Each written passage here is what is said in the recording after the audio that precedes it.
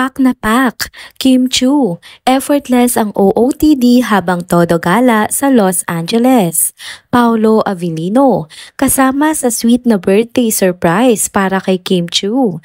Kim Pao fans, kilig much. Tara, kwentuhan muli tayo.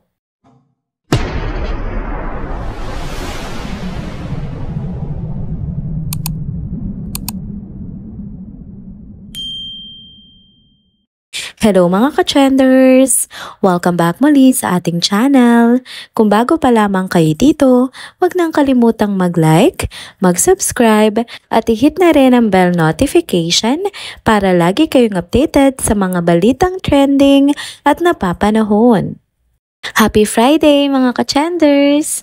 Grabe, ang bilis ng araw no? Friday na naman agad. Kumusta na kayo? Na-miss nyo ba mga chika at kwentuhan natin dito sa ating channel?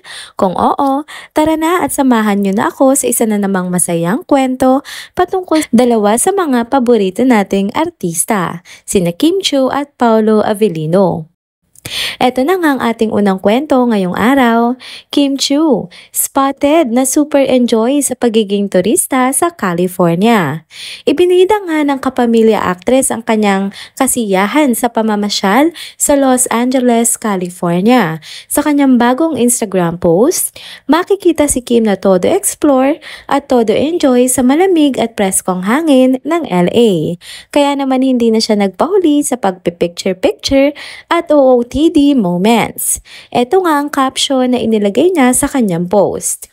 Quote and unquote, savoring these breezy street strolls before summer turns up the heat back home. Dagdag pa niya, isa raw siyang turista. Ang witty, diba? Pinagsama ang Chiu at turista. Suot ni Kim ang black top, blue denim pants, long coat, at black boots na talaga namang bagay na bagay sa malamig na panahon doon. Simple pero classy. Relax pero stylish. Ganun si Kim Chiu magdala ng outfit. Effortless lang talaga. Kaya naman hindi na nakapagtataka na umulan ng mga papuri ang kanyang post. Maraming netizens ang humanga sa kanyang galing sa pagpili ng OOTD, sa oras niyang fresh na fresh at syempre sa husay niyang kumuha ng mga magagandang shots habang naglalakad sa kalye. May mga nagsabi pa nga na ibang level na raw talaga si Kim sa pagiging fashionista at photogenic. Kahit anong anggulo ay panalo. Sobrang nakakaaliw makita si Kim na nakakapag-relax at nakakahanap ng time para mag-enjoy bilang isang simpleng turista, lalo na nga sa gitna ng hectic niyang schedule bilang actress, host at brand endorser. Parang sinasabi niya rin sa atin na importante ang pahinga, travel at self-care paminsan-minsan. Kaya ikaw ka-trenders, kailan ka ba huling naging turista kahit sa loob lang ng ating bansa? Nakakatuwang makita si Kim na masaya, relax at glowing habang ine-enjoy ang mga simpleng bagay, mga lakad sa kalye, magandang tanawin at malamig na hangin. Next topic naman tayo mga ka-trenders. Grabe, kung gusto nyong mag-good vibes at matouch ng kaunti ang puso nyo, eto na yon.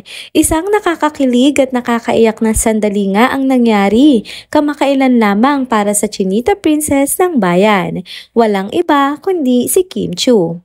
Habang nasa loob nga siya ng isang conference room, kasama ang kanyang leading man at rumored boyfriend na si Paolo Avellino at si Sir Lauren Diogi ng ABS-CBN, akala mo regular meeting lang ang kaganapan. Chill lang ang lahat. Walang kaalam-alam si Kim sa mangyayari. Pero ayun na nga, boom! Biglang pumasok si ABS-CBN boss na si Ma'am Cory Vedanes. Dala-dala ang isang napakagandang bouquet of flowers.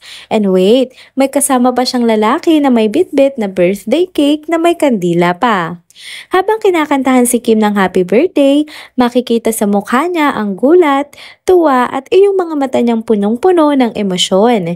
Hindi na nga napigilan ni Kim ang maiyak. Sobrang sweet at heartfelt na mga moment na to. Ramdam mo kung gaano siya ka-appreciate ng mga tao sa paligid niya, lalo na ng ABS-CBN family na kasama niya through thick and thin. Sa Facebook post nga ng Dreamscape Entertainment, sinabi nila ay ito, quote and unquote, celebrating an early birthday surprise for our beloved Kim Chiu. Wishing you a year filled with happiness and love. We love you, Kimi. Diba? Nakaka-touch?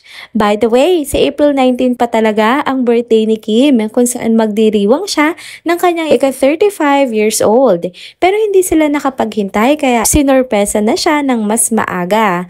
Ang saya lang kasi kahit bala sa mga show at commitment si Kim, hindi pa rin nakakalimutan ng mga taong mahal niya na bigyan siya ng espesyal na moment. Nakakatuwang makita na sa kabila nga ng kabisihan, stress at pressure sa trabaho, may mga taong handang gumawa pa rin ng effort para sayahin ang ating Chinita Princess.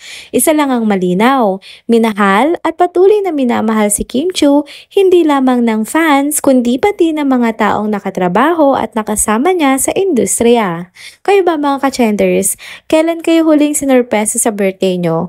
O kayo yung mahilig mag-surprise? Sa panahon ngayon, ang simpleng effort lalo na kung galing sa puso ay sobrang laki na ng impact.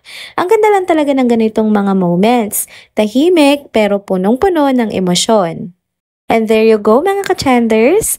Dito na po muna nagtatapos ang ating isa na namang trending video update. Salamat sa inyong pagsubaybay at pagsama sa akin hanggang sa dulo ng video na ito. Pero bago kayo umalis, huwag niyo pong kalimutang mag-like, mag-comment, mag-subscribe at i-hit na rin ang bell notification para lagi kayong updated sa mga balitang trending at napapanahon. Kita-kits sa susunod na video. Paalam!